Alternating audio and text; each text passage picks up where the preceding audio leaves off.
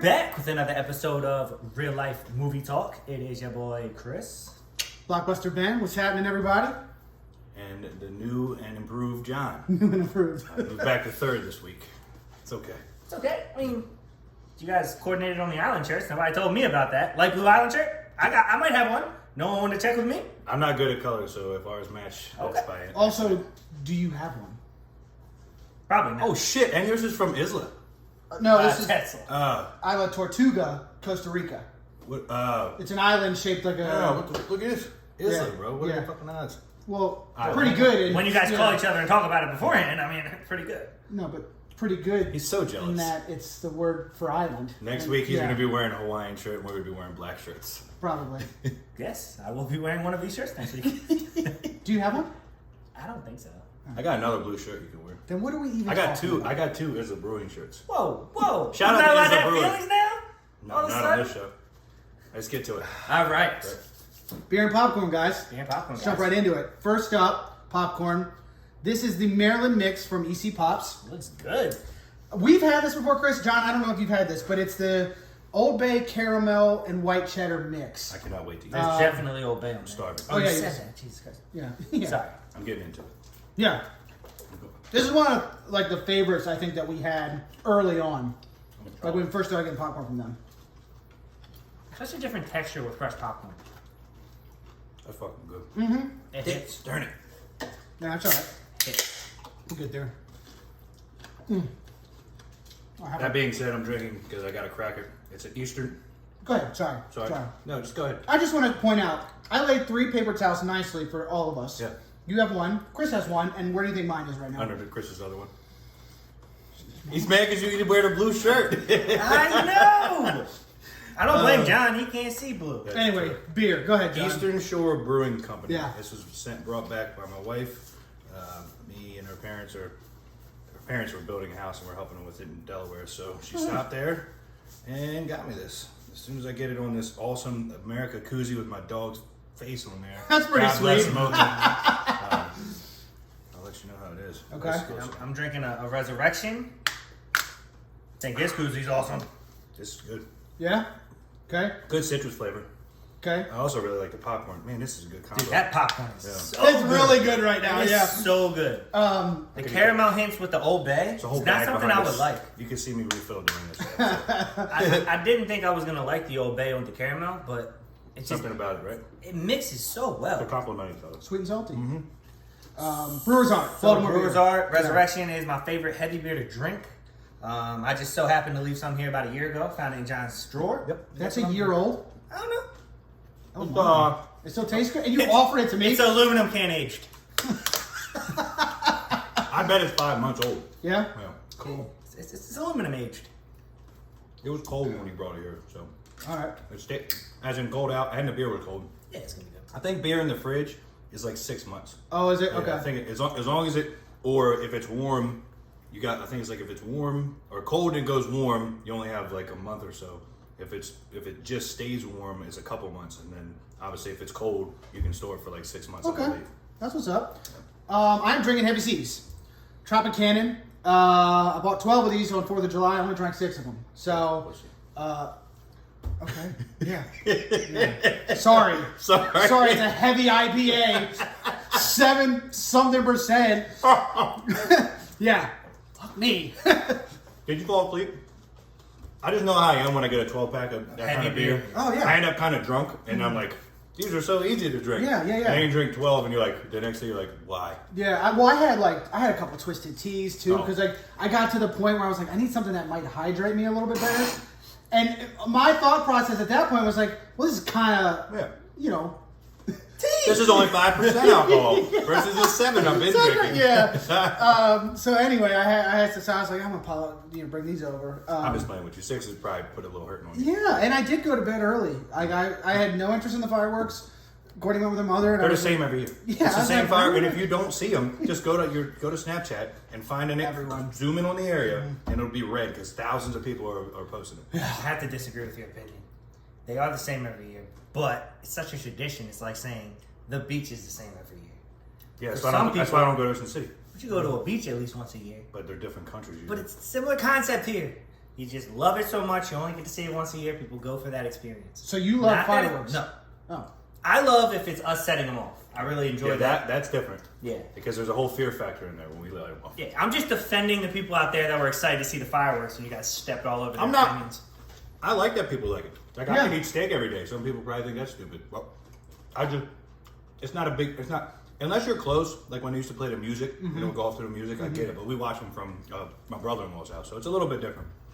I would have gone if I wasn't so friggin' tired. I would just drunk. Or the traffic too. It's crazy. Well, I hate that. you know. And it rained, so you probably didn't hurt yourself anyway. Yeah. When we were watching it, tons of people were leaving before the finale. Yeah. Which, if you were already wet, I'm staying. Mm-hmm.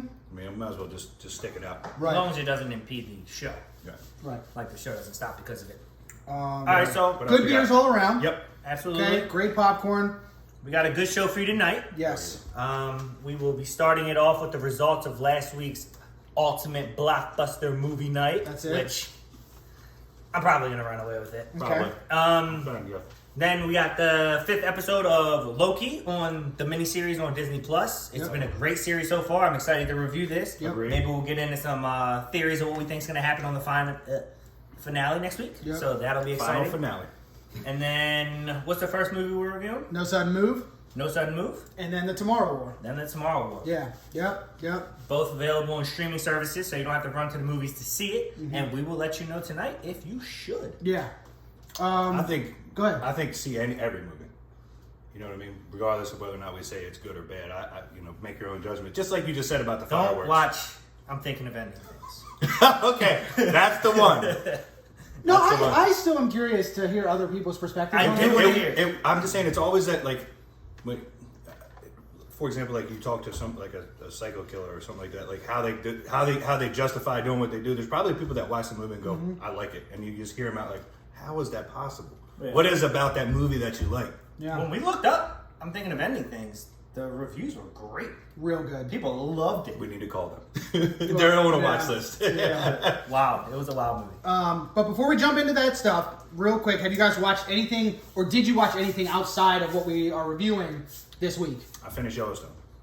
Awesome. Yeah, I'm mad now. I'm Yeah. mad. I wish that I'm mad Yeah. because so much happens in one in the last 5 minutes of that episode. I was like, Yeah. when the box gets delivered, I knew off top. I knew right away what that was happening right there. Yeah. I knew immediately. They timed it perfectly, I guess. I thought Rip was gonna find John though, but that could be why the other. Great show. Yeah, No. awesome ending. I cannot wait for the next season. Fall, baby. I've been hooked on MasterChef. All right. What Is it channel on was that the on? Food Channel? I watch it on Hulu. Oh. It's the Cooking Network.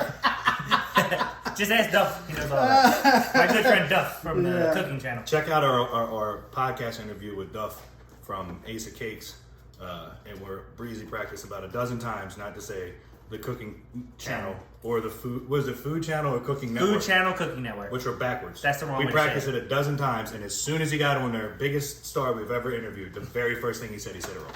And the Duff is so cool, he stopped the interview and corrected him right in the middle of the interview. Yeah, I'm not professional enough for the interviews. It's all right, man. If I have to research, you're not going to get the best out of it. Yeah. Right? I barely watch these movies. Like, they got papers, they got notes, John's got things in his phone. I'm just like, He just goes to IMDb. This and is where my breaks brain it down. Takes a good sentence from every other critic review. oh, no. Yeah. Very original. I do not like to plagiarize unless I quote first. Okay. My mind is too creative to have my thoughts. What'd you learn from steal thoughts. Top Chef? Anything? MasterChef. Well, I cry a lot. Jesus. A lot. The last season, Uh-huh. one of the contestants was blind. She lost her vision 10 years ago, so she could see first. And she was crushing it, but so it gets to this part, she's killing it. And I cried like 14 times before this. Okay. But she's down to like the final 4, which for her is amazing. Yeah. And they put out this thing, because if you win, you get $200,000 and a cookbook. Okay. You get to publish. And they opened it up to reveal the cookbook to everyone. It's in Braille. And she just couldn't see. She's like, what is it? What is it? And I was like, oh no. Everyone was so excited because it was their face on the cookbook and like, they were pumped, but she couldn't see it. Oh, geez. And I just started crying. I'm a baby. I'm adding a question. And then, spoiler alert, because this was 10 years ago, she won. The blind girl wound up winning. She's a beast. Huh. Chris C. something. Okay. Awesome show. All right. I watched this old movie from the 90s called Romeo is Bleeding with Gary Oldman. It's about like a crooked cop, and it's kind of weird and twisted. I don't know. It wasn't great, but it was okay. It was fine. Okay. Finished The Handmaid's Tale, the last 2 episodes of season 4 that were out recently. It's a no for me, dog. Me too. Yeah, I mean, it's, Courtney and I watch it together. Jen loves it. It's, it's brutal, man. It's She brutal, falls into brutal it. show. Has anything different happened from the second season? Yeah, a lot has happened. Like a whole lot. Is the main character still being abused and oppressed every episode? And then not allowed to Okay, play. good. No. Good. Are they killing people now? They started their revenge? It's getting good. I'm not going to spoil. I don't want to, but it's Watch the show. definitely different now. Okay. It's not what it, because it was just that Yeah, it's too much over for me. and over. And I was like, Jesus Christ, this is getting them. I watch some Nick Merck streams. Watch a lot of Nick Merck's YouTube. And then I've watched since last week Fast and Furious, Too Fast, Too Furious, Fast and Furious, and Fast 5. I watched them all. There is And I'm not- going to do 6 I- and 7 at some point too. Well, Okay? you still doing it at home, right? In the background? Yes, yeah, working on it. I just put them on and they'll be on, and or I'll put them on at night. If I start to doze, I pause. My brain I'll finish it in the morning. Or I whatever. can never fathom how you watch so much television and movies. But that's how my day. Like 15 hours of my day is occupied between work, driving, and working out, and then the other 2 spare hours I get is usually over there on duty. Yeah, it's just on, and because I've seen them, I don't have to pay attention. Yeah. Like it's just noise. I hate sitting in silence, So I'm just like, So anyway, it's just, but I And love listening, them, it's good. I love them. I look down for action scene, like I'll be typing, and I'll look over for the action scene, and then get back to what I'm doing. You scare me because you do that when you're driving. No, I don't. Okay, I mean that's it though. It's been fun going through them again. And anyway, let's just you want to get into these results? Are you excited? I'm ready to get the find results. I did want to mention, since you mentioned Fast and Furious, have y'all been keeping up with the Dom memes? Yes. Oh no, I don't. You haven't seen them? Are you fucking with me? No, Ben? I'm not. I swear to God. Ben, do you They're not? everywhere. All right, I'll look. Well, show me afterwards. I don't know what. Are they like, making fun of him or like? We should put this one on there. I can put it up. Yeah. There's a lot of funny ones. But Okay. they're all about how Dom can put do that anything one he wants. Help me, step bro. Oh No, that is not the one I'm talking about, Ben. no! Oh my! He started to read it out loud. Oh Jesus! No, that's not good. Oh. We can't put that one up, but that one is hilarious. So why are they just because Because of the It's family about Dom. It's typically about God. Dom like beating up Darth Vader Oh, or like okay. kicking Batman Bro. over. It's like all you need is family. It's funny. That's really funny. All right, I just want to know if you. Yeah, no, I hadn't, but I'm gonna. Shout out I'm Dom gonna- and family. Yeah, I'm gonna look them up though. So anyway, recap.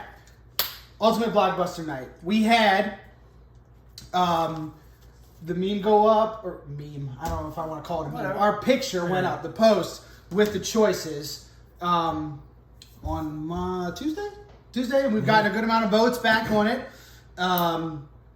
My choices was A, Chris was B, John was C, and they'll be right here, so you'll be able to see it. We're like, right here.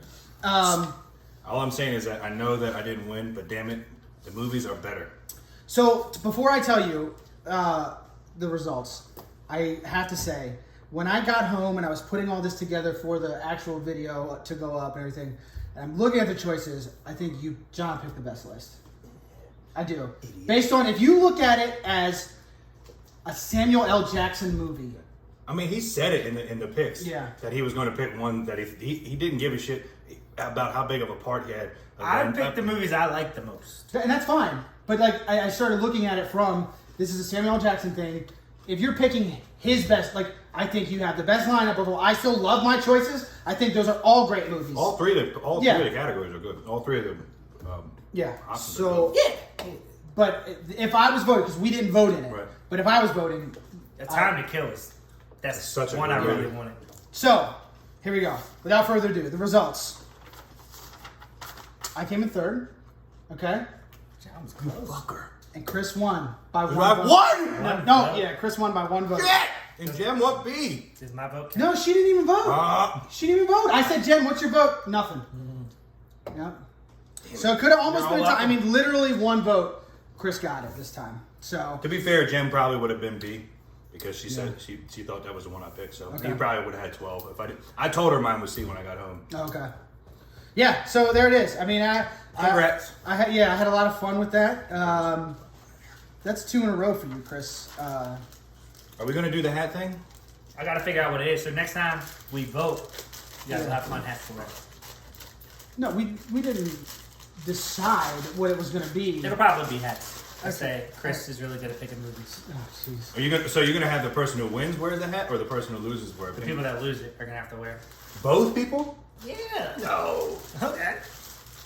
I guess the winner should be able to pick what the other two have to do. All right, if I win, you both have to shave your Oh, you heads. guys have to vote. Oh, now we're talking. See? No. Crazy can get real fast. Yeah, okay. Next time we draft, you guys have to hold hands the whole time. Hats are good. But like this. Above his head. Yeah.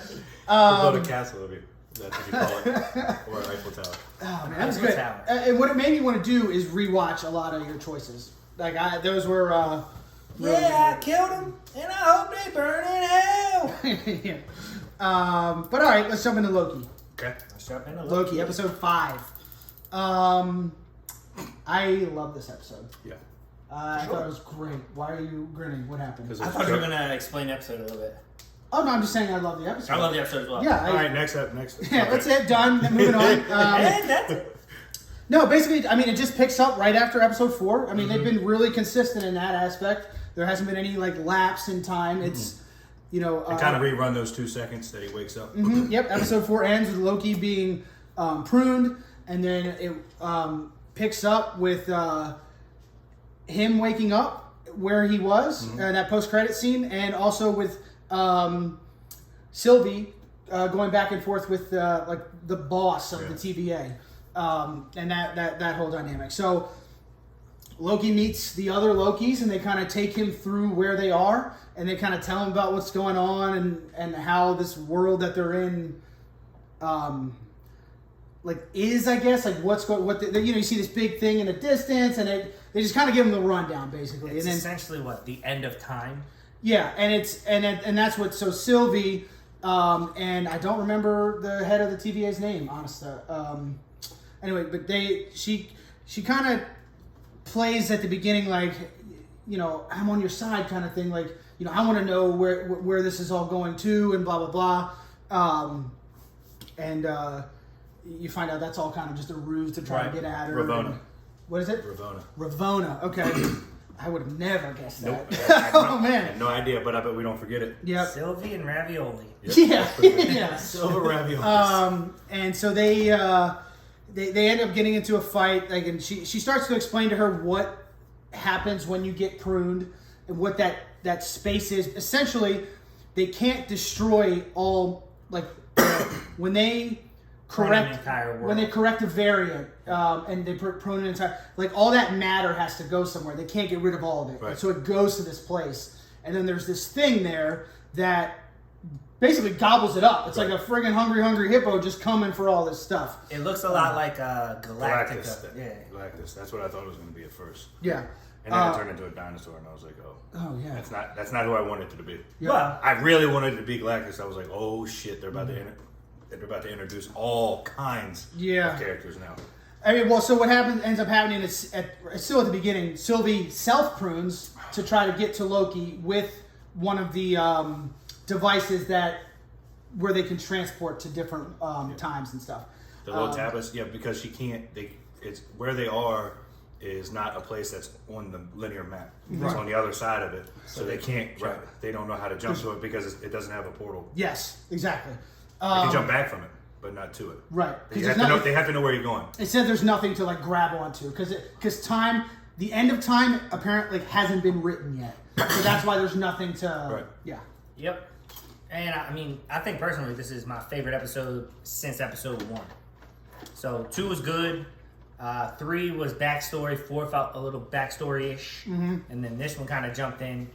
And you see a bunch of different variations of Lokis. Some good, some bad. Just some idiots. It's funny how vindictive and backstabbing they are, though, in that one scene. Mm-hmm. Yeah. How they all come So, back. yeah, I was going to say. Just when you thought. Just when you thought. My favorite scene is that scene he's talking about right now. Loki show up to another Loki lair, and one of the Lokis betrayed the other Loki to bring him there, and he was like, now I will take the throne. And then that Loki betrays him, and there's like 14 Lokis, and they all start pointing at each other like betraying him. because that's kind of in their nature. Right. And then just start fighting. It's hilarious. It is really funny. It's like a Loki brawl. Yeah. It is an alligator Loki. Like that, I mean. He bites the one's hand off. Yeah. Yeah, man. Homage to Captain Hook there. Yep. Mobius is back. He shows up. He's there. He's back. Yeah. Yep. He meets up with Sylvie first, and then they find Loki. Saved Sylvie's life. Yeah. I mean, it's... Did you know right away? Go ahead. I was going to say that car reminded me of the car from Harry Potter. Yeah, me too. Yep. I was like, And they're running from like a whimsical tree. yeah, I was like, are we in Harry Potter right now?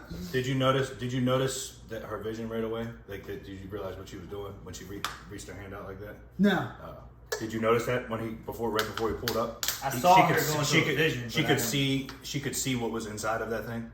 She said she was able to enchant a little bit, but more than that, she said she could see what it saw, and it was protecting that area, and it would show like that building or castle or whatever it was with the it was lit at the top. I don't know whatever that structure was. Yeah. At first I didn't catch it. I rewinded and watched it again, and I could tell whatever. It's weird though. I want to get to the spoilers parts, but no, yeah. I mean, it's weird that it was inside of it, right? Because it appears. Yeah. I mean, spoilers, guys. Just spoilers. Just know we're gonna get into some theories about this stuff. We kind of tell you There's no way to not spoil it. Yeah, there's if we're nothing talking else to about it, say in describing the episode without giving you the details. So spoilers now. So please, John, go. So everybody else's plan is to just survive, and the Loki that we know from the series is basically saying damn that, especially when Sylvie comes, because her plan is obviously to figure out what's going on, and she had already seen her power is to she can manipulate it or whatever, enchant, and she was able to see inside of it when she just barely got grabbed by like one of the arms or something like that, and she saw that there was something in there that was protecting something, so she knew. And then obviously the other main Loki knows. So they decide she's going to try to enchant it, which was pretty cool.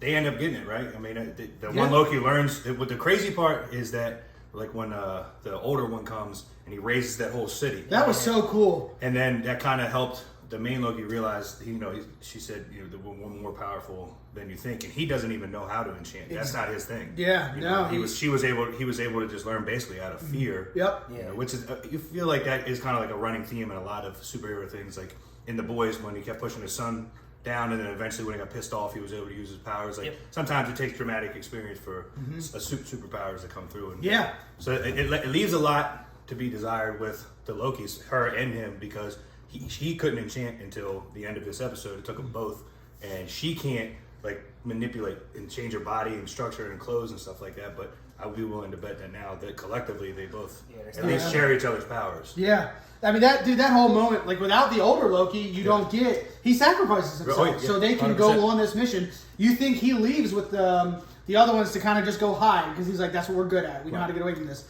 Mobius, he leaves, right? He takes the thing and gets to go back. The tablet, he tries to go back. Yep. He doesn't try. He goes back. And then the two, like Sylvie and Loki stay, and the episode ends with the smoke clearing, and you see like, oh man, structure, whatever, it's a building or castle or something. Yep. So a couple big takeaways though from the episode. Yeah. There's a bunch of different versions of Loki. The one they're discussing, the old version, he was in the scene with Thanos. He had his own version of that, just like our Loki did. Oh, I love that. And he said he ran, he projected himself and disappeared and just hid on an island for a bunch of years. And then they found him. I forget how they said they found him. He said he got bored. He got bored. So as soon as he stepped off to go see his brother, figure out what's going on, they showed up and took him away. One of the young one. Yeah, the little kid was kind of running the pact, and our Loki said, "Whoa, why are you taking your orders from him?" He said, "You might want to mind him." And he goes, "What's he doing here?" And he goes, "I killed Thor." Yeah. So he kept walking, so that's pretty baller. But did he kill Thor? Because when they pan up from the ground up, did you see the Thor inside the jar? Tank? Yes. Inside the jar? I was like, whoa, what is this? That's what I think he did. Yeah. So he at least captured him. I think it was our Loki that asked, like, what did you do to create a disruption or whatever it was? And he's like, I killed Thor. Yeah. And he's probably just being like a... He does have him in a canister. Yeah. And Thor's hammer's right there. Yeah. It's just above it. You can see him trying to jump to get out. Yeah, I like that part too. So a lot of cool stuff. The older Loki was able to raise a city out of nothing. That was And crazy. like you said in that scene where he said, I think we're stronger than we think we are.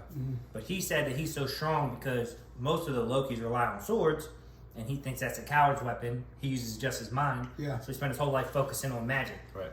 Which is the real power of Loki. Of course, better than his swordplay. Okay. A lot of cool things, a lot of cool takeaways. So your theories. What do you think is going to happen in the finale? You want to go first? Sure. I think. I'm gonna say that I think that there's a Loki at the end of all this. I think it's the first variant to make it out, the first scenario where a variant made it out, and or maybe not even a variant. Maybe he literally fabricated this whole entire thing, and that's why they continuously pull the different Lokis out. Every single one of those soul stones, one of the Lokis had it. That's why most of the Lokis that they try to take and get rid of right away. That's why that island is almost all Loki. You don't see any other characters there that are pruned. Yep. Other than Mobius. There's no other characters on that island. Yeah. So the one successful Loki is the one that's there, and I don't know. That's what, and part of me thinks is that's the reason that the line gets so skewed the one time when those two like kind of fall in love. Yeah. Because he's the most powerful one, but when those two actually fall for each other collectively, and you can see they manipulated the thing. Well, and maybe that's why they're able to do it, because it was created by another, like the first Loki. Right. And it's going to So take. they're It all- took two of them to beat the strongest one Yeah, yet. I can see that. Maybe. Yeah. I mean, it makes sense to me. I think it's the same thing. Maybe he, all he ever wanted to do was rule, and they talked about it maybe first episode. Oh, you want to be the ruler of space? Like, that's a nice feather in the cap. Maybe he's the ruler of space and time. Like, literally achieved that in his own variant. And he was powerful, created the TVA, or works with them to control order. So that planet is his planet. Like, remember they offered Earth up if he was able to go down there and get the Infinity Stone. Maybe they offered this up to this Loki, and he just kind of controls it through his version of magic. I also think at some point in the future, those two are gonna have a baby. So that was my other like idea. a little self-incest That was my other Loki thought. babe. Is that if two of the variants reproduce, potentially the child will be so powerful that is the one that's controlling everything. Maybe a potential like super Loki. Either way, I think it's a Loki. Yeah, I can get on board with that, man. I honestly don't know. Like, this is kind of so far out of anything that I'm familiar with. Like, this aspect of the, my whole thing is I always wonder, like, are they going to connect it? To something else. Yeah, like that's... Be Doctor Strange. That's what we're talking about. Doctor Strange would be dope. Yeah. Because he's already the master of time. Yeah. Yep. And they just dropped that trailer today. Marvel did the What If animated series. That's all still tied into this. It's like, it's animated, but again, it's like, what if Killmonger saved Tony Stark in the first Iron Man? So they showed the beginning of the trailer is that scene from Iron Man where they're in the Hummers and they get blown up, but Killmonger shows up and saves Tony. Oh, shoot. And they're Peggy Carter is Captain Carter. Black Panther there's something for him. There's it's like all these crazy scenarios. I didn't check that out. So that sounds pretty awesome. I think it's starting next month. Nice. Yeah, so that's... I would love for them to introduce Adam Warlock right here at the end of this bad boy. He should be in the next Guardians movie. I mean, they made him at the end of the last one. Yeah. Whatever the golden. Maybe it's Adam company. Warlock running it. That's what I'm saying. Well, he has the ability to manipulate time and space as well. Okay. That's how in one of the comic books. That's how him and Doctor Strange defeat Thanos. Is that they trap him in a world and they just keep repeating it over and over and over and over and over and Well, over. that's what Doctor Strange did. Yeah. With his movie. Well, in the comic books, it takes him and Adam Warlock. Adam Warlock is like one of the strongest characters in all the comics. We're just talking a bit. But what if this Loki isn't pulling variants? He's pulling other Lokis that fail in their own timeline. It's like he's Loki, he supports all of the Lokis, but everyone that doesn't accomplish the dream of conquering the world, he pulls them out of that timeline and puts them on his planet as kind of a punishment for not being superior enough to fill out your destiny. Well, I don't know. It's hard for me to say that though, because I feel like in the description of the Lokis that have made it, I feel like it's always when they are about to do something great. That Loki gets the Tesseract. The other Loki kills Thor. The one leaves his world to go do something else. They're in the midst of becoming great. And I think he fears that if they do get too far, they may end up where he is. Huh. They're trying to stop. They're trying to stop the Lokis before they become too powerful, or realize what he realized before them. I'm excited to see what Yeah, happens. me too. Me too, man. I can't wait. Next week is gonna be fun. Midnight Tuesday. I'll probably Is there- stay and watch it. Is there something you really want to see happen? Man. All of them die. No, I mean, I think there has to be some kind of tragedy, right? I don't think both of them make it out of there. I think Sylvie dies. Yeah, that would suck because I think I like her. Like I would like to see more of She's her. hotter. Her preferred over our Loki? I've had so much. I've had 12 years of our Loki. Like this girl's, Damn, son. He may sacrifice himself for her. which I think would be a good storyline because. Again, this Loki has still killed so many people. Oh, tons. So many people Yeah, died because of Loki. Oh, yeah. So, like, again, he died in Endgame. You know, he went through all that stuff to Including get there. his mother. But Yes. Boot has no quarrel with an ant. No. He can't be, like, how do you... It's a great line. I mean, it is a great line. But what I'm saying is, he has to... The story for him has to end with him dying. It just has to. It could because again, I mean, you think about that connection that they have that creates that big void, that big, alteration in the line. Yeah. Like if he is in a scenario where he gives himself that anger and love that she has for him, may be what it takes for her to become powerful enough to beat the Loki that's been around for forever. Yeah. A lot of options. Yeah. So it's going to be good, man. I can't wait to, do... Very excited. We'll do the finale next week, and we'll score the season like we did. Shoot. What? Does what's it called come out this weekend? Yeah. Next week's going to be awesome. Oh, it's going to be a good week. Yeah, I'm actually yeah. excited about this movie. Yep. What movie you guys talking about? The movie we're The reviewing Jungle next week. Cruise? No, dude. No, that's the end of the month. Stay tuned for the end. We'll tell you what we'll do. I knew they were talking. I knew they were. Move spots. We were talking in our group chat, okay? But all right, let's move on. Yep. Let's get into these movie reviews. First up, No Sudden Move. No sudden Okay? move. Directed by Steven Soderbergh. He directed Ocean's 11, 12, 13. Traffic, which is like an Oscar winner. I don't Love think that I've movie. ever... Is it good? I've that's never a seen good it. movie. Okay. Yeah, it's good. Haywire with Gina Carano. Have you guys seen that? Yep. It's pretty cool actually because she does all these hand-to-hand combat scenes. She's like an assassin. She gets betrayed. It's a pretty good movie. Like it's solid. It's not like amazing, but it's good. He directed Magic Mike. Love that movie. And also, I've never seen that either. Never seen it either. And Logan Lucky, that heist movie with like the NASCAR. Yeah, shit. yeah. I've never seen that. I didn't either. like that. I fell To me, asleep it on was that a movie. I little fell soft. asleep on it. And written by So is this one. yeah, and it was written by Ed Solomon, who wrote Bill and Ted's Excellent Adventure. Bill and Ted, he created that world and those characters, and Weird. it's just weird to see like that compared Back to to this this, yeah. is bizarre. He also created the he wrote Now You See Me, the magic movie. Is this based on a true story? I think loosely. Maybe we'll Well, get to that like towards the the end. Titanic. Yeah. We get to the end, right? But the plot of the movie, basically a group of criminals are brought together at the beginning for this like seemingly simple job, but it's kind of mysterious. They don't know exactly what they're doing. They know what they got to do, but they don't know what it's for. But then it kind of goes sideways, and they have to work together to figure out what's actually going on. Yep. Guys that don't like each other. Rated R, hour and 55 minutes, like John kind of hinted at. It felt slow to me, or it felt long to me because of the pace. It was very slow. Starring Don Cheadle, Benicio del Toro. Great cast. Yeah. Cast is awesome. The cast was awesome. I mean, I could go on. I got 10, 12 names written down right here. Yoda. one of my favorite characters. It was one of my favorite parts of the movie is Brendan Fraser. Oh yeah, we'll get. He's in it. I didn't recognize him Dude, at as first. soon as I saw him, I was like, "What happened?" So what happened, dude? You were an action star. You think they pay him extra for that much more of him? No. Oh man. It would be like 1.5 times the money. I would guarantee. Oh my He made goodness. twice what he made on the Mummy.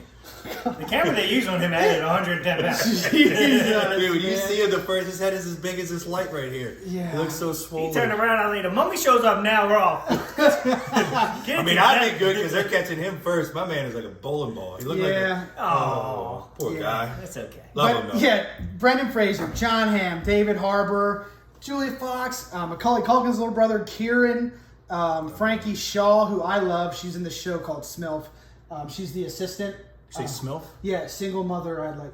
It's a really funny show though. Yeah, that's an edgy comedy. Yeah, it's on Showtime. Courtney and I loved it, man. It's really funny. Ray Liotta, Bill Duke, Noah Jupe, the kid from The Quiet. I mean, so many people in So this I movie. guess there's a rack of people in this. Yep. But again, I to get into just like some, I mean, it felt slow to me. Like to the point that I dozed kind of in the middle. Yeah, like I was like, I had to rewatch scenes because I was dozing off a little bit. But I thought the characters, all the characters that were involved, I thought they were very interesting. And the acting, I thought the acting was solid. They all played a good role. It just didn't all come together great for me. Yeah, there was a little bit of cohesive issues. It just felt like 3 different movies that went into one. Yeah. But yeah, I didn't hate it. Honestly, I it didn't kept me hate it interested either. the whole time. Yeah. The dialogue, like I said, could have been a little better. Mm-hmm. But I was wondering what was happening. I had no idea what was going on. Yeah. And then, I mean, Matt Damon shows up at one point. Oh, I didn't even. Yeah, because he wasn't credited, right? Like He's the head of GM. Yeah. Well, it was so, like, it's just, you don't know where it's going. You think something's happening, then boom, they drop the big reveal on you. But it's... The reveal is literally the post credit text as it's panning out. Which makes you think it's a true story, but they never said it once, which makes me think it is not at all a true story. Yeah. I don't know. But either way, I liked it. I thought it was good. Yeah, I did not like it. At all? Not really. Okay. I mean, I had it just was so, and it actually starts kind of quick. Like the build up with the character build up between those 3 and the one dude, Don Cheadle, his buddy turns him on to the job, and he's like, oh, it's not Frank, is it? And then Benicio Toro comes in, and he's like, oh, it's not Frank, and then those 2 don't like each other, and I felt like it was something, like it was, here we go, we're gonna get into something, and then it just got so flat for like, and even like when he goes to the guy's house, it's like, come on, man, let's just get to something happened, and it's just like, you're right, it's like a bunch of small stories that don't really, there's no climax to the movie in my opinion, other than what it says at the very end, and again, that you could have just said what it said at the end and not even wrote that movie. Right. You know what I mean? Yeah, I totally agree. Anticlimactic might be the best way to put it.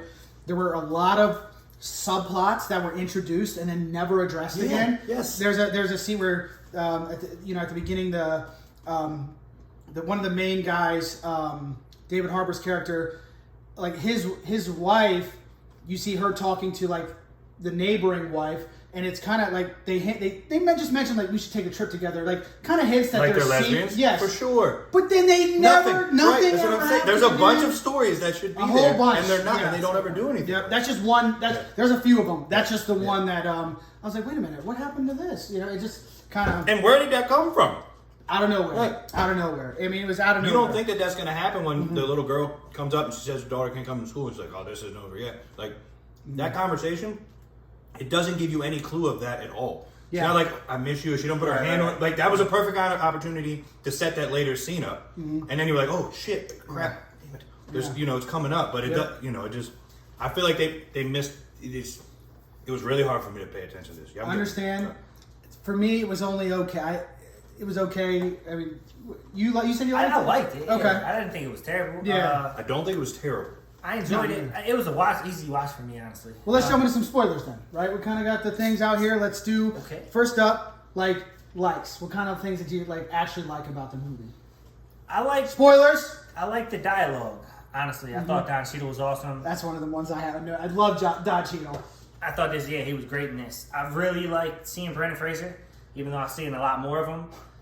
He was one of my favorites growing up. The Mummy's one of my favorite movies. He was an action star. Like, he was a bit, I don't know what happened to Maybe he him. gained weight for this role. Chris Pratt style. Or maybe he gained weight just to roll. You know what I mean? I don't Oh, know. geez. You're on a roll. Him. I'll tell you. Everything he eats on a roll. Oh, All right, man. Enough. Just the roll, please. But so, either way, I don't care what shape he's in. I like him as an actor. And now, honestly, with this setup, I could see him maybe doing mafia movies. Something set up to where he could be like a mafia don or something if he starts stepping his foot in that arena. So, I don't know. What about you, John? Anything? I mean, I agree. I like Don Cheadle's character, and again, I get excited about a couple like the setups because you think like he really does a good job of creating like a couple different ploys to try to take care of his one, with his back dad or whatever to try to get out of town to get to Kansas City. Like he creates this whole like scenario, and it's kind of interesting.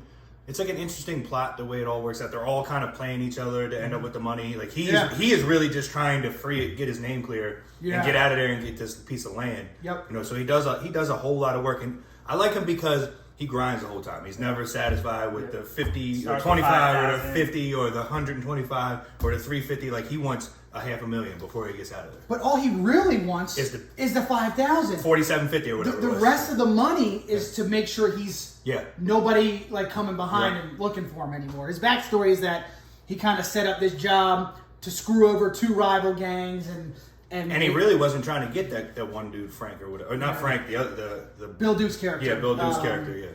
Aldrich Watkins. Yeah, he wasn't trying to set that guy up. It just ended up looking like that on his end. So. Yep. I loved. We've talked about it multiple, like a period piece. Yeah, I loved the 50s setting. Yeah, loved it. It was Detroit in the 50s. I think 53 or 54. So like the setting, the cars, the style. It was all that era. I love that. The burglar masks that they wore, like at the beginning, it was very like Hamburglar. I thought they were kind of cool. Like I was like, huh. And you know exactly who we are if you see us again. But they were like, you just wear it over, and it just hooked to their ears. It was just like this burlap thing. And it was kind of funny. You gotta wonder if that was actually what they wore back then. Could have been. I would think so. That's it kind of reminds you of like some of them old time, like some of the older time movies. Yeah, like the westerns. Yeah. Yep. And the other thing was like, I normally like a slow burn movie, right? I think I've mentioned that before too. But with that, you got to have a big like boom at the end. Yes. And this didn't have it for me. That's But I sometimes I like that, but this is that's kind of in the middle of the likes and the dislikes. It goes from here to here. And it's like it could have been great, but then it's just like you said, flat. Like the most exciting part was one of my favorite parts is when Frank's wife shoots Benicio del Toro's character at the very end. Like when she pulls off the side of the road, I knew right away what was going on. I was like, this biatch is about to shoot him. Yeah. She's like, don't worry, nobody's down here. Believe me, nobody followed us. And she turns, and he's got the bullet or whatever. He's like, son of a, sorry. Pow, it just pops him. Do you know who that was? The female? Yeah. No. So her name's Julie Fox. You know Julia Fox? Yeah. She's not a person. But I'm saying she's Adam Sandler's like side piece in Uncut Gems. Did you see Uncut Gems? Yeah. That's like his mistress in that movie. Okay. Yeah. I didn't finish that movie. That's the one where he's a pawnbroker? Yeah. That movie gives me I get to the point where he sells the fake stone to Tracy McGrady or whoever. Who comes Kevin Durant. Kevin Garnett. Kevin Garnett, yeah. Yeah. I get to that point. And then, I love that he was in that movie. Yeah. Like playing himself. I thought that was so cool. Okay, so we can kind of like segue. Did you have any other likes or are we going to jump into dislikes? So, dislikes, like, the first main dislike for me, the plot. It was so convoluted. Like, it was so all over the place. It should be like a simple thing, and it was goddamn hard as hell to follow. Like, I don't know. That really got to me. I mentioned the subplots. We talked about that a little bit. That adds to what I'm talking about. Is that it's like, can we tie some of this shit up? Like, I got 3 drinks already. I thought the filming was weird. Did you notice how it was the like fisheye legs? Fisheye, right? Yeah, that's what I wrote down. It was very, and I wrote that down too. And it wasn't all like it wasn't. So it'd been one thing if it was all fisheye. Yep. But like I'm watching it, and at first I thought I was streaming it on my Fire Stick, and I'm like, and I ended up getting on HBO Max. Yeah. I'm like, I paused it. I'm like, what in the hell? And I started again, and like it's they're coming out all awkward. And I'm like, what's going on? And then a minute or two later, it's normal. Right. I mean, why? It would be one thing if they filmed it all one way. Yeah. But like, I'm thinking that they're doing that for a reason, to part of a scene. It was like, and it was no real rhyme or reason to when they're looking at it from a perspective of a person. Right. Like, here comes a person who's going to walk into a, and it's not. It's just randomly get up from a table and it's fisheye. Like I was very odd to me. They kept adjusting the FOV slider. PC stuff. Like gamer nerds. Classic gamer nerds. Yeah, man. What about you? I don't know what any of that means. It's a Call of Duty thing. Okay. Yeah. Dislikes? Yeah, it didn't keep pace, honestly. There were a lot of slow parts, like we discussed. I wish there was a little more humor. Like just somebody in that whole movie that was witty. That said something witty that kept a little bit of conversation. I could use that. Yeah. I thought there would be more back and forth between Don Shields and Benicio del Toro. But that's the problem right there. It's like they turned the movie. Go ahead. Is those two didn't seem to have chemistry. Yeah, and at the beginning, when they were talking a little smack to each other, when they go meet the first guy, was Jimmy or whatever his name was, when they meet in the third guy's room, and they're going back and forth about the guy Frank and what happened and Yeah. how they don't like each other. I thought there would be like Charlie, when he wants to sit in the back of the car by himself, Yeah. or whatever. Like I thought there would be good banter between them two because they're both great actors. Yeah. And you're right. It was like there was a legitimate disconnect where they just didn't vibe. I'm with you on that. Yeah. Yeah, I agree with that. That you think there would be a little more They set it up for that. because I mean he really like Benicio del Toro's character is racist as hell. Yeah. So like witty banter may not have like been real, but like Some banter. you want it for the movie. Yeah. You want it because it's like these guys got no like what are we doing here? What's the point? It goes from that Yeah. to where the other guy comes back in the house and he ends up shooting him when he's on the phone. Yeah. To them two becoming friends. Yeah. And that's it. Nothing. He's like, he told me to kill everybody, and then all of a sudden they're boys. They leave there and they're friends again. Yeah. I mean, he ends up trying to Betray him at the yeah, very, yeah, very end. yeah. But there's nothing. There's nothing else. Right. Yeah. Between the initial setup and the betrayals at the end, just wasn't a whole lot of Right. development. No, not at all, man. I don't know. I like Matt Damon. Honestly, I do. He has one of my favorite lines when he's talking about the money. Yeah. We jump into that. He You said- got a favorite line? Let's hear it. He's like, he says, they're talking about the money. He's like, I'll make more money. In fact, it's like a lizard's tail. If it's cut off, it just grows back. Yeah. That's such a good line. He's like, he doesn't care about the $350K he just gave him. He's more worried about hiding the catalytic converter. Yeah. And then the other scene when he's talking to Benicio del Toro is talking to Frank. He's like, I don't understand this Cadillac converter or whatever. He's like, I don't know what dude. He says Cadillac something about a convert- Cadillac convertible, right? And I was like, does he? In my head, I wrote that down too. Yeah. I said, does he mean catalytic converter? Yeah. Are they talking about that? Yeah. And it's just a weird thought I had before we knew what was going on. Yeah. I was going to ask you guys if you had the same thought. I was like, because as adults living when we do, we know what that is. Right. But back then, I'm like, he means something else. Yeah. So that's funny. That's funny you say that, man. Because I thought this. I literally had the same thought. Oh man, I actually watched it. I enjoyed that part with Matt Damon and Frymer, the best scene in the movie. That banter, anyway, where he looks at him and he says, "This one stings, this one hurts." He said, "But the 350 is insignificant. I'll call my banker. I'll say, hey, I lost it, and then I'll be fine. Right. What stings is that I lost to you guys." Because then he gets on how insignificant they are and how they don't matter. Remember when he comes over and tries to say something to Benicio del Toro, and he's like, and he says something, he's like, blah, blah, blah, and he goes, and he just points down to the Don Cheadle's character, and he's like, oh, that's the guy I'm talking to. yeah. I liked my favorite. I don't know if I had like a favorite scene, but one of my favorite lines is when, it's when right after Benicio del Toro betrays Don Cheadle, and they're in the restaurant. So then Ray Liotta shows up, and then Brendan Fraser shows up, and he's like Don Cheadle said something like you idiot, like to Benicio del Toro, like what are you doing?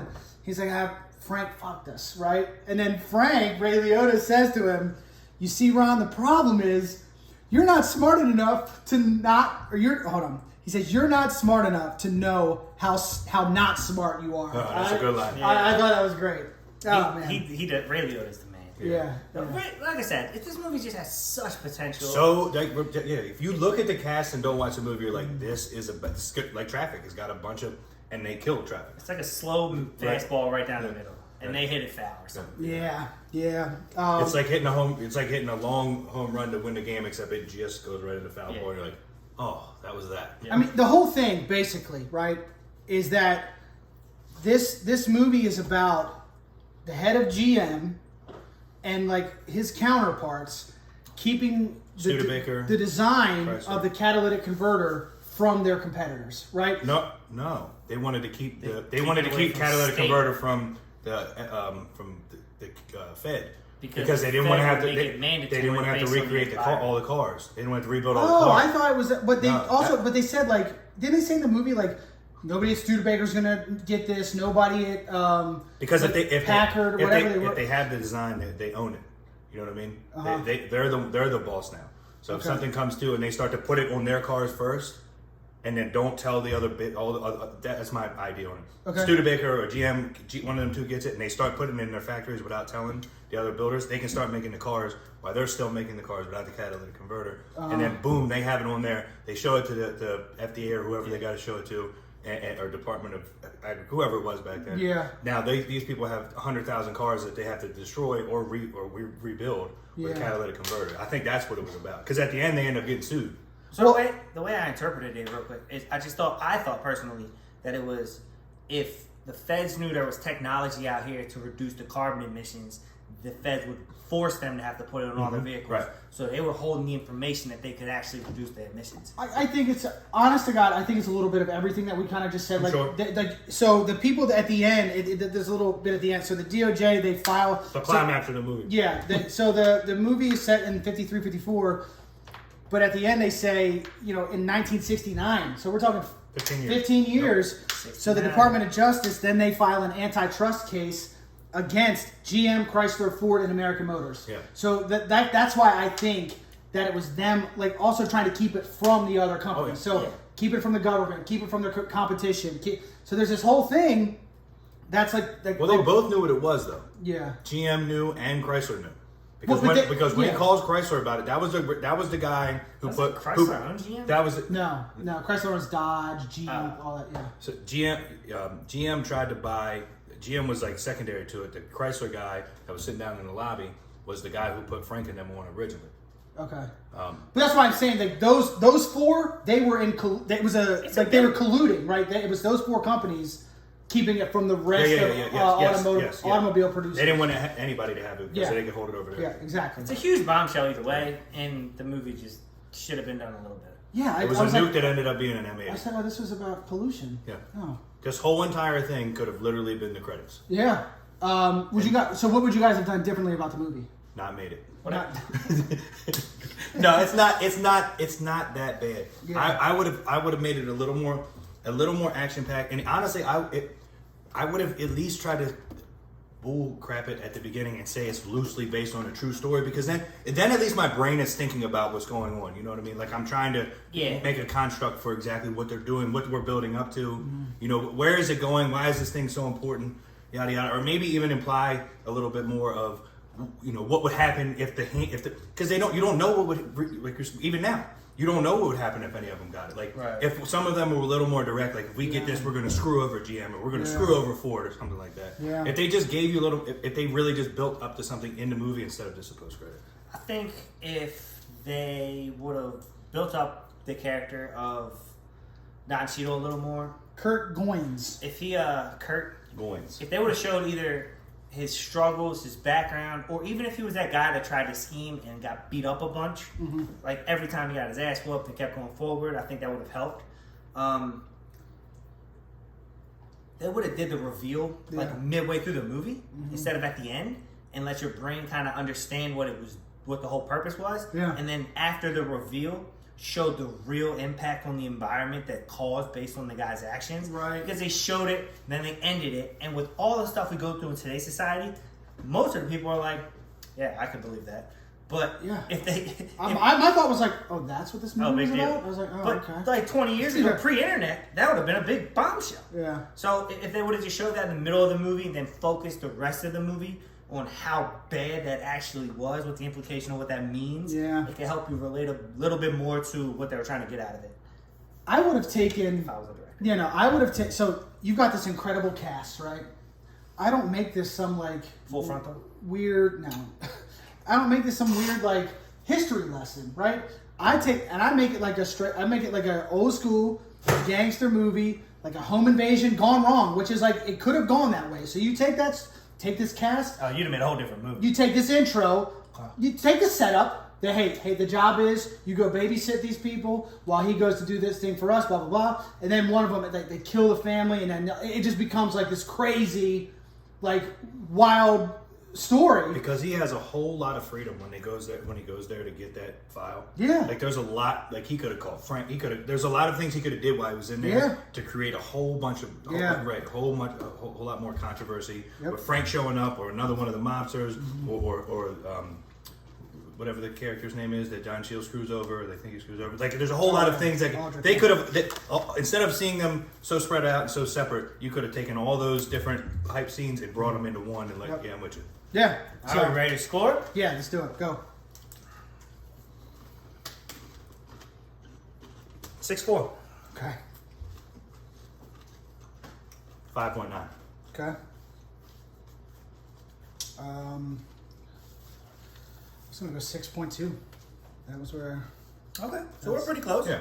I mean, I thought it was a good movie. It was okay. It's honestly, after listening to you guys talk, it did reduce my score a bit. Oh, you're a little higher. I thought I was gonna be in the higher sixes. Okay. But you're right. A lot of the stuff you're saying hit, and I was like, you're right.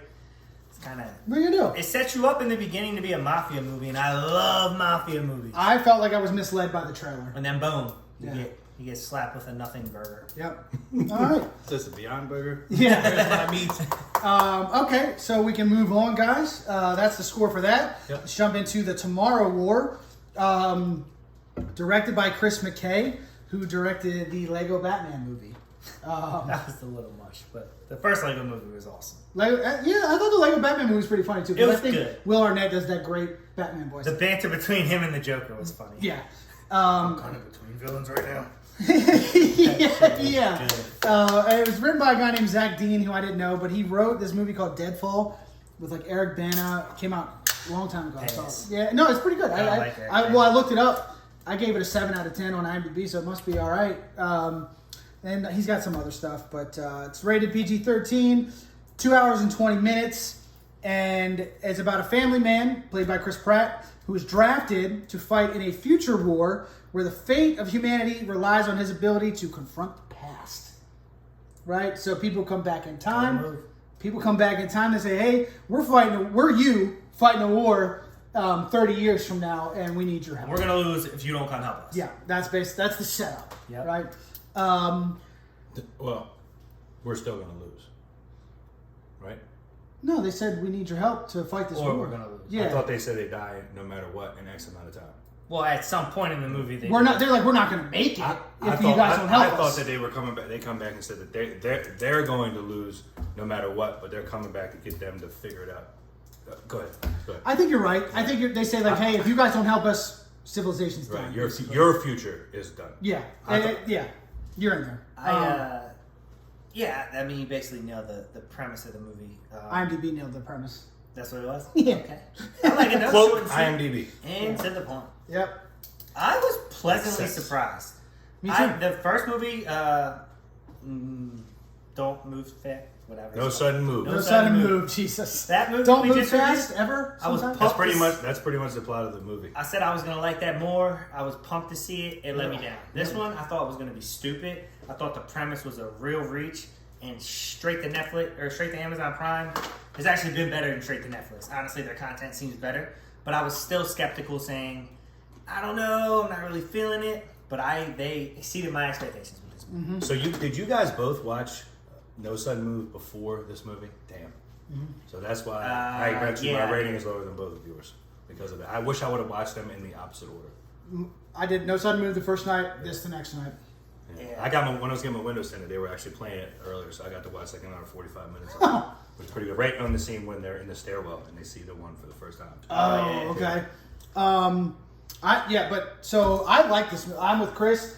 I don't know if I had low expectations, but I was like going into it like, hey, Chris Pratt action movie. Love Chris Pratt. Yeah, I mean he's good. Like he's good, and I thought it was gonna be like where they try to use star power, like they do with Ryan Reynolds, and just throw him into movies and say, "It's Ryan Reynolds, it'll be funny." Right. Then you get in and it's him overacting or not doing it right, so it sucks.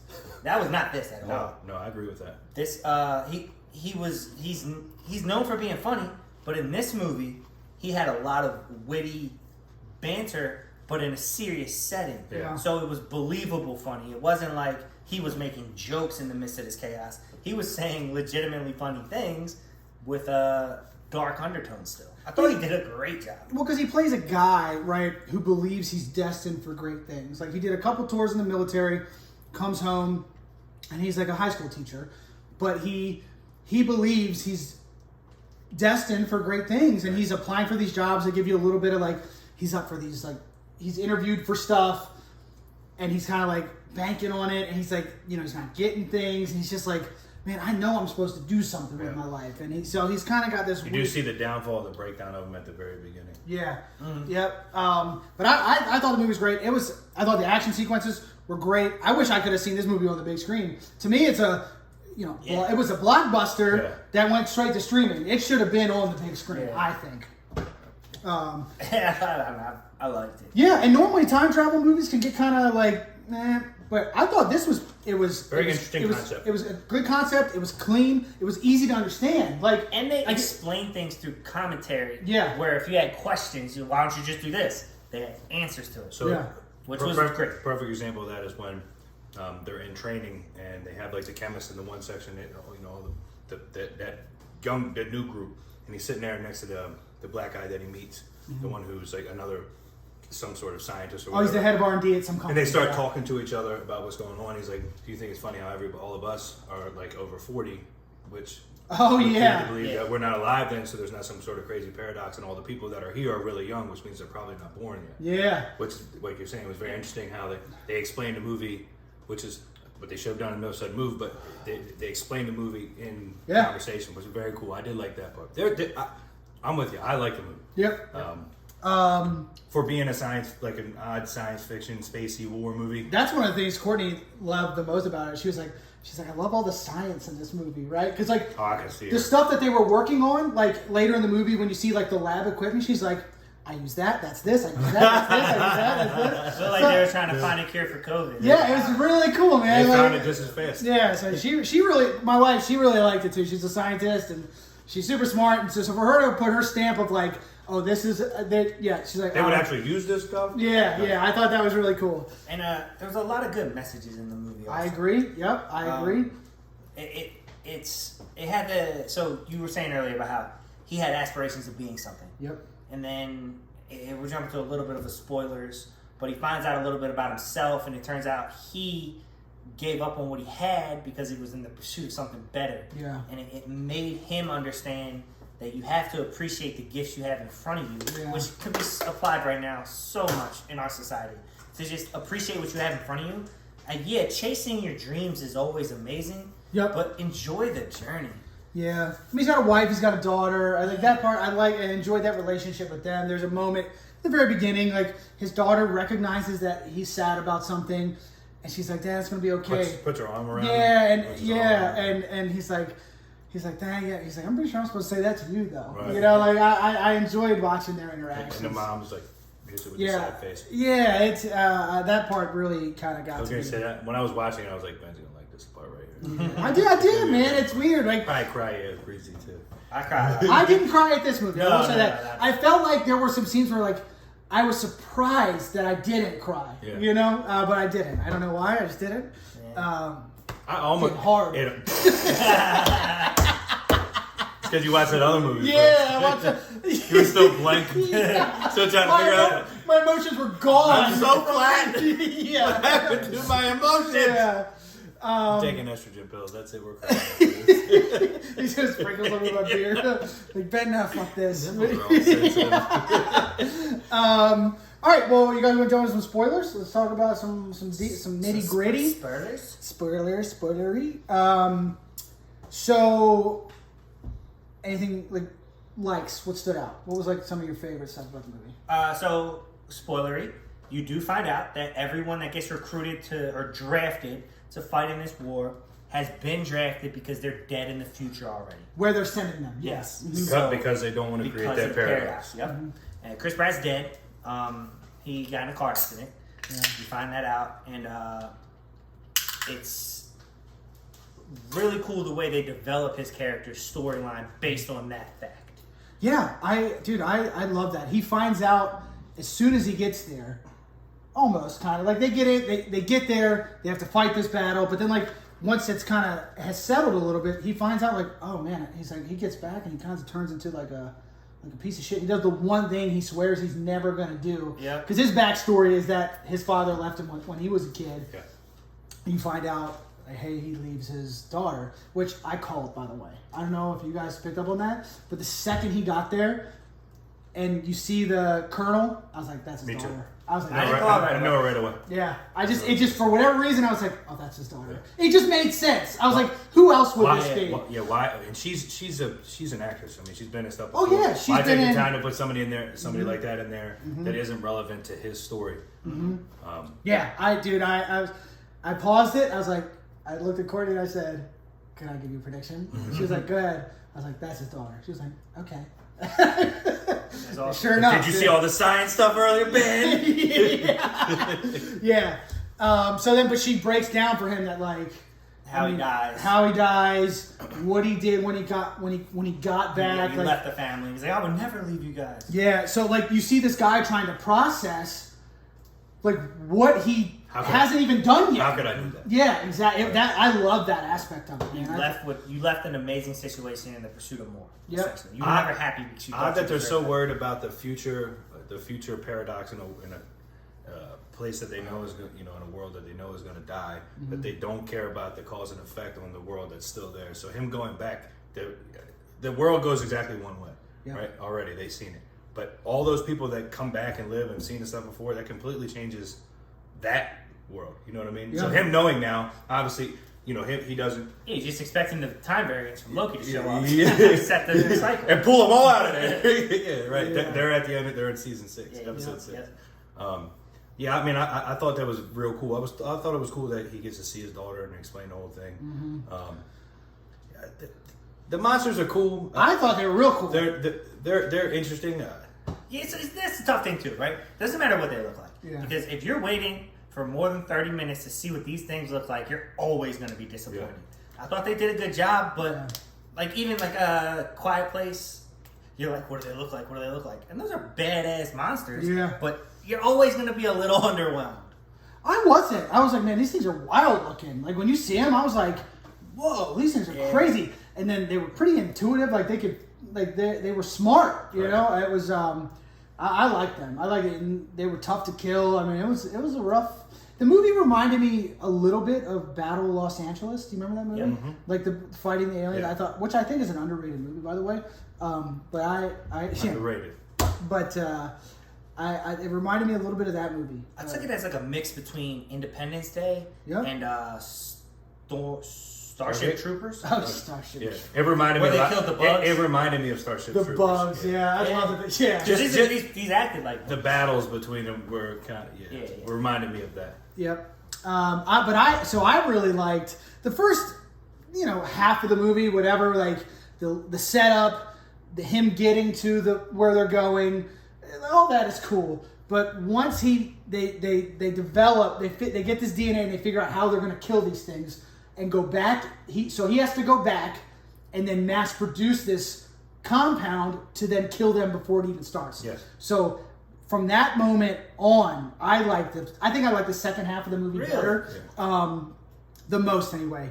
I love the process, like the sequence of events of them figuring out what they have to do, right? So him getting back, figuring out with his wife that, oh, wait a minute, they're already here. Yeah. We got to find, and then they go to the camp, and they introduce this character at the beginning, but I had a feeling, I was like, they're making the kid that loved the volcanoes. I was like, he's going to show back up, and I loved his guy. He was so funny. That line was funny as hell. When they said, all right, listen, we need to know why this volcano did this. How did this ash from China end up in Australia, whatever it was? Basically, we need your super knowledge of volcanoes to help save the world. Yeah. And the little kid went, I knew this was going to happen.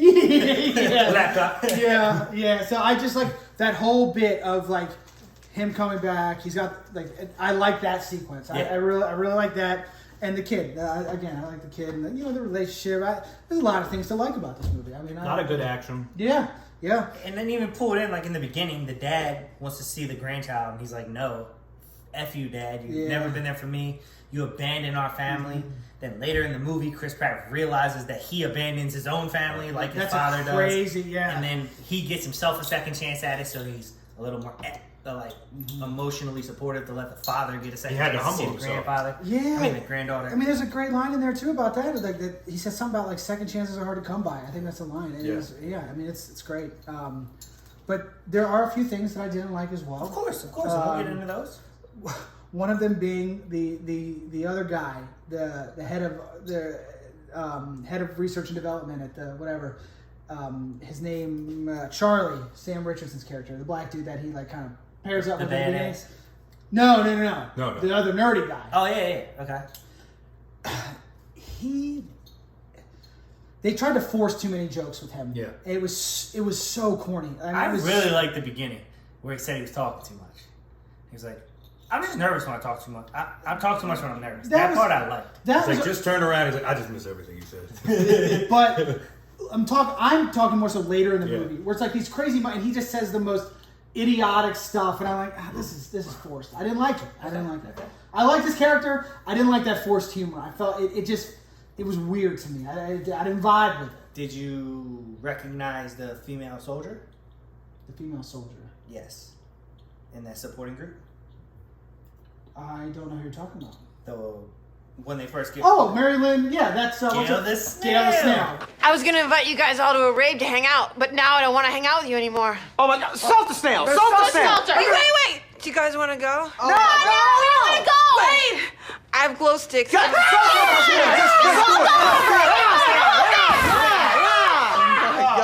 What is with that broad? She is the worst, right? That's what we've been saying. Oh my God, that was a terrible experience for me, by the way. Of course it was. Nobody likes salting the snail, but she gives you no choice. She doesn't leave you with any option. Yeah, that's also Chloe from 24. I don't know about that. Didn't see it. It's from Sunday. You never saw the Snail. You guys ever seen 24? The show? Original? The show? The original show? Not the new one, right? No, the show. From Kiefer Sutherland? Yeah. I seen it. So, Chloe. Yeah, it's got Gail the Snail in it, right? Gail the Snail. Just checking. Marilyn Rice Club. I don't like how in the latter. I do agree. I think I like the latter half of the movie more because it was almost like there was two different movies. Two, like you could have broken it into two movies. It was two. It took one of the climax from No Sudden Move and they added it to this one. You know what I mean? Yeah. I was watching it like it's so hype. In the middle, you're like, oh, has it been 2 hours? Yeah. The movie goes quick. It didn't feel like 2 hours and 20 minutes. I was sitting up. I was watching it. I don't like how they did everything possible, drafted people, whether they wanted to or not, sent women, children, everybody, didn't matter who, where they were in their life. They did anything in the world to try to save the world in the future. And then when they come back and he says, hey, I got this vaccine that can save everybody, the director of the nations goes, nah, we're not even gonna fucking try. Right. To like send him away. What the hell? Yeah. You can't send a dozen guys out there to see he literally went to the future, lived, came back, which is more than 90% of the people did, brings a goddamn vial back in his hand that he said that him and this colonel that you trusted 10 minutes ago is dead now, who died for you. He's got the vial in his hand. He's like, hey, this works. They don't even try. We're using it, but the world thinks it's coming to an end. No shit, this is exactly why you should go. Yep. I'm like, that was the worst plot point in the whole movie. That was hard to write that. Yeah. Because they needed a climax. But so they tried, they didn't try hard enough. They did the scene where the whole world started rioting, and then the government had to contain that. Yeah. He was like, we gotta worry about saving the world now, because everyone, whatever. Man, it wasn't good. Yeah. It was a failed attempt. That part I did not like at all. So we're in spoiler territory. We've been there, yeah. One thing I really didn't like about the movie is his daughter kind of came up with the cure. Him and her work together. And then they're trying to get out of there. And she gives him the vial and she's fighting to get him to escape. And the monsters grab her. Yeah. And she starts falling. And he fucking jumps after her. I was so mad. I was like, are you fucking kidding I me? was pissed. I was like, come on, man. Yeah. That's how mad I was. I said pissed. F. I think you said the F word. No, that's this guy. I'm with you. This Ben's in podcast mode. cussing Corey over here. Now I know I only drink 6 of those on 4th of July. So it's like, your daughter just sacrificed her life so you could save the planet. So you can say the whole world. And you're like, F that world. Come here, baby. And She's dead either way. And not only that, you're going back to your daughter. Yeah. Who is still alive Who's still for alive. another 30 years. And even if you caught your daughter, you're just hugging her into death. Right. It's not like With the vial that saves the world. It's not like he's Dom from Fast and the Furious. He's not going to punch him. Dom would have got out of there. Hell yeah, we hit him with 2 Corona bottles. Go right. She'd be back in the next Fast and the Furious for sure. For sure.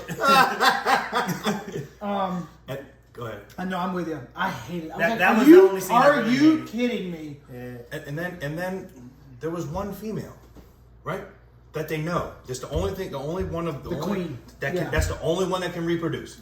So they know exactly where she is. They've known where she is. No, that they wasn't the only one, right? Yeah, it's the only one. That was the queen. Yeah, it's the queen. I It's thought the there one. were a couple queens in different hives. just No, that it's one. just that one Oh, okay. who was in the multiple hive.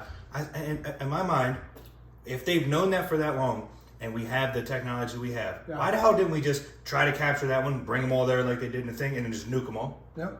Well, It would have been a way quicker movie, but I'm saying, like, that makes you kill the thing that reproduces, and then there's no more. So now you just have to worry about killing them. Yep. They can't make any more. They can't reproduce. But she was in charge, right, for a lot of it. And in her brain, she always wanted to capture it and get the DNA to kill the rest of them. So if that was a thing, like, they had to keep it alive so they could get the DNA. Yeah. Maybe. But I'm just trying to play devil's advocate. Right. But to that point, like, they get this serum that if you stab them, it kills them. Like, Yo showed up where they were all just in little sacks. He probably could have just popped off on them instead of stabbing them with serum and killed them. Or release like a big serum bomb in there. Yeah, just blow the spaceship up and you win. To be perfectly honest, they didn't. They didn't. Other than the dad with all the stuff that he had, they didn't really have. Again, you're right. If they do write in, if the head of the Department of Justice supports or defense supports him, and they do send the team out there, the end of the movie is basically as soon as he says, "Hey, let's take the serum," they find the ship, and it's over. Yeah. It would have been over right there. You wouldn't have got the fight scene at the end. You wouldn't have got the Which is pretty. I love that scene. That fight scene was cool. The fight scene, but that whole scenery up in Severnaya was amazing. And I don't like how, to your point, that the character that made the jokes, I don't like how he redeemed himself. I thought the redemption was cool, but I don't like that he did it with a saw. Like, oh yeah, I forgot. And he did it with that part was just that was a little. He did it with a paver saw. It's really hard to cut with those paver saws. Yeah, it's not. It wasn't a chainsaw. Those paver saws. I mean, don't get me wrong. It's a carbide blade that's spinning really fast, but it's not sharp. Okay. It really isn't. Like you have to push down on top of concrete. Maybe they put a sharp blade on it. Yeah, it could be. It could have been. Yeah, we missed that. What are you doing with a paper saw? We missed that in the middle of Alaska. But dude, so like something like that you noticed, like for me, I hate, dude, at the beginning, that first battle that they fight, nobody ran out of bullets. Nobody reloaded. But they do go out of the way to pick up ammo off the ground though. But they do show that. But nobody, that first main battle, when they get, nobody reloaded. No. I mean, maybe they did it off screen, but that pisses me off. That guy had a shotgun with the same rack. Yeah, show me him tossing the mag out and popping another one in. I need to see an ammo crate. Like, son, you don't have 1 million bullets in this gun. That gets me about your. Somebody buy a munitions box. I like that it looks realistic, but only in realistic movies. That's what Call of Duty. Wait, what do you mean? Like, you love John Wick for how realistic the shooting is. Yeah. But the movie itself is ridiculous. No, it's not, man. John Wick might be able to be Dom. No way. Ooh. It's like, John Wick would crush him. If Dom killed John Wick's dog, it would be the end. Brains dog. Then you know something white He drifted into quarter mile. Make the meme. Make the meme. I have that in a few minutes. So yeah, and that's just a pet peeve of mine, and you know it. Like I like it. I like that. I hate that. So that's like nobody had to reload once. Right. And the serum, they didn't need the serum. They would have just showed up and blew the ship up like they did after they woke them up. They really only needed one. The serum didn't work for anything. Just the queen. Oh, yeah. Yeah. Because it escaped. But if you would have just showed up and blown the spaceship up, because they blew the spaceship up, and it killed all the rest of them. Just like I said, if they would have just blown it up, they didn't need the serum. They would have trapped that queen, left her right there in that field, and then just nuked that goddamn field when all the damn rodents, all the monsters come to save her. It's Chris Pratt's fault his daughter died in the end. If he would just be like, look, just send me back, I'll find him and kill him. Then they'd have to spend all the time. But they couldn't. Capturing the queen. Couldn't. The way that time loop works is you had 7 days. Yeah. That wasn't an option. I guess the serum could have saved that time loop. Maybe. I don't know. Who knows? That's what I'm saying. That time loop, because they were saying that the one guy was explaining how time was linear, but he does say that they can't travel, they can't change the way it travels. So that's why I thought at the beginning, no matter what, that group of people was dead. No matter what happened. They were only saving their own time period. No matter what they did to that future world, that group of people were always going to die. That was the part I didn't understand. I mean, I know that he built a relationship with his daughter, but he was never going to be able to save them. Of course. And they say that at the beginning. Mm-hmm. Yeah, they all die in X amount of time. You guys come here and help us figure out how to defeat them, and you'll be able to save yourselves in your world. Well, crazy thing is, if they do make enough money on this, if Chris Pratt goes crazy, because they did kill her, but they didn't kill all the humans in the future. Yeah. So maybe there's still a world up there, like an infested world, where you're just like, bounty hunters are going back and getting souvenirs and selling them on our planet. Well, no, because you can't do that because the thing got destroyed. But there may be other things. You mean the time loop thing? Yeah, the time loop. That was the only one. They all died there. Right, but the technology's been there. So if they wanted to make a sequel, they potentially there could be other people from that timeline that recreate it and ask to bring back people to say help our future now. You know what I mean? But that future's changed once you destroy. No.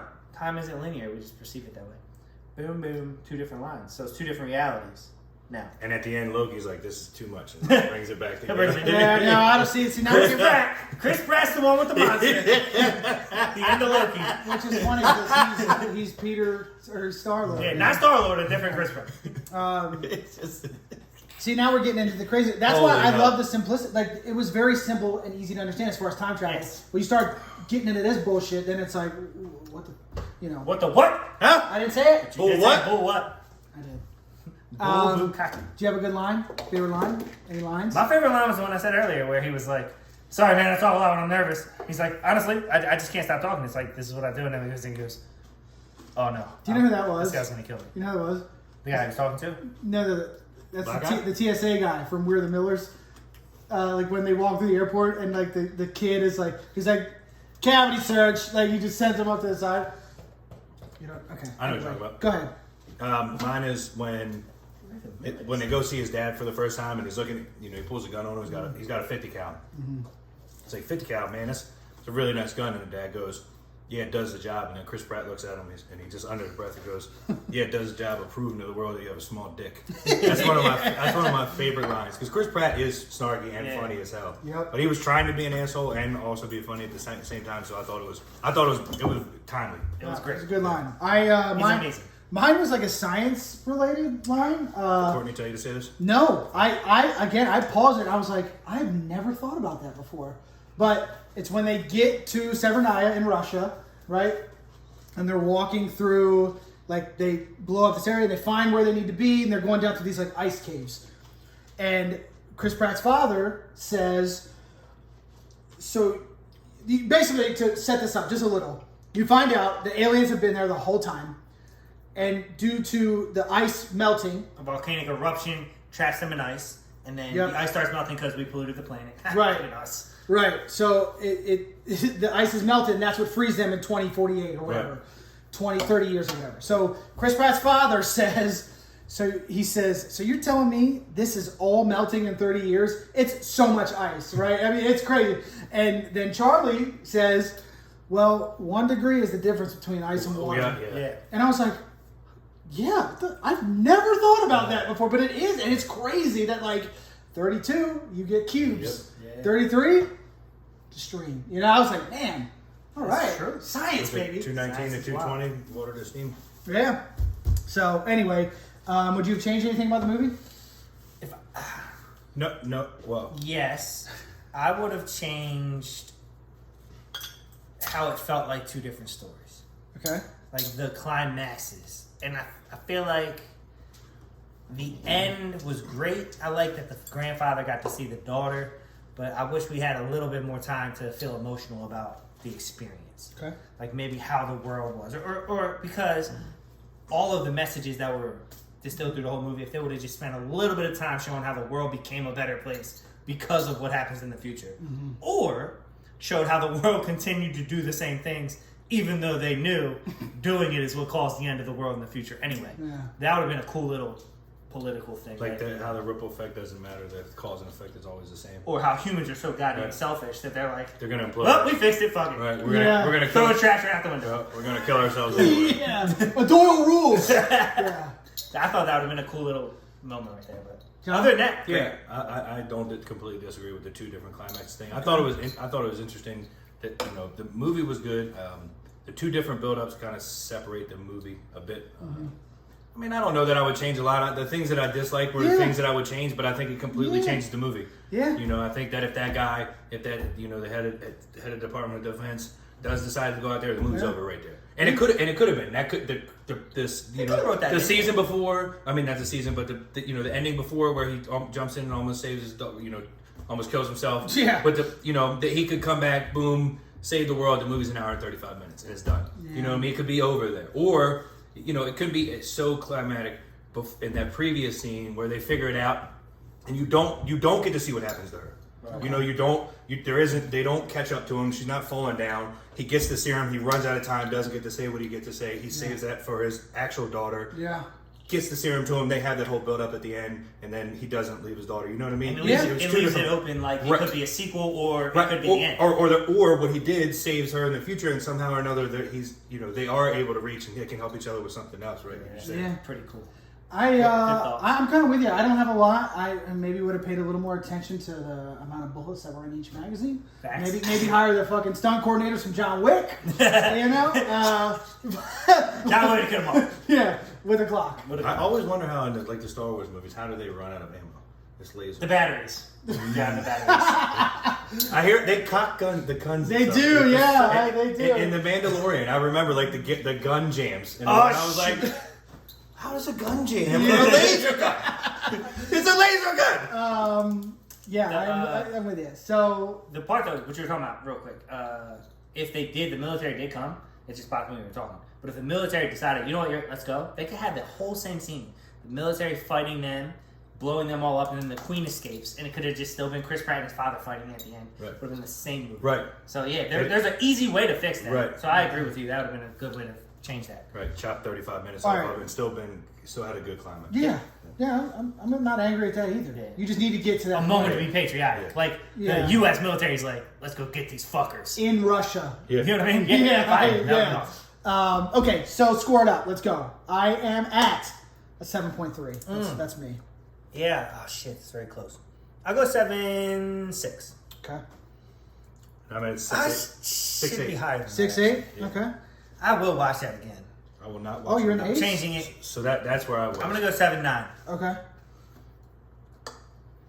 because I'm not gonna watch it a whole bunch, but I will watch this again. I did enjoy it a lot. I'll probably show it to Celine. I'll probably watch it again, but only to show it to Celine. Like I don't know. It's really good. Really good. I would definitely recommend you watch it. I wish you could go see it on the big screen because it should definitely be seen there.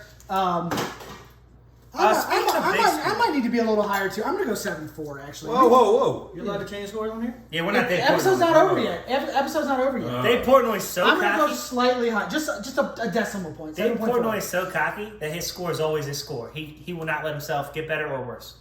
Once it's in there, it's in there. No. Well, That's when not the professional move. when the episode's over, then it's locked in. Okay. I But think right one here, we're episode we talking- should review a movie we did like 2 years ago. We could do that. We try to score and see if we're He close. does that. He does that from time to time. He goes Really? back, he'll go back and do a place that he's done before. Okay. I've seen him do that before. So 7.4, 7.9. 6.8. You're good. Yeah, I'm not Okay. changing. All right. That's it. I'm a professional. Respect. I'm a professional. God damn it. Yeah. 2 episodes in. 45 episodes. God, we do this a bro. lot. That's crazy. Yeah. All right. So, me? What did I do? I got that for me. Okay. So next week, Yeah. are you getting us some We're shots? doing a game? What do you mean are we doing it? No, we did the recap. We're good. We did the recap. We did Loki. We did 2 movies. All right, We're let's done. Yeah. We're We're done. like an hour and a half. Next week We're at an hour and a half right now? Give or take. No, hour. Yeah, we definitely. We're at an hour and 20 on my timer. Oh, okay. We already started. All right. So next week, Give me that. we're doing Loki episode 6, the finale. We'll recap the whole season, score it. Black Widow, baby. Black Widow comes out tomorrow. Okay. Or tonight.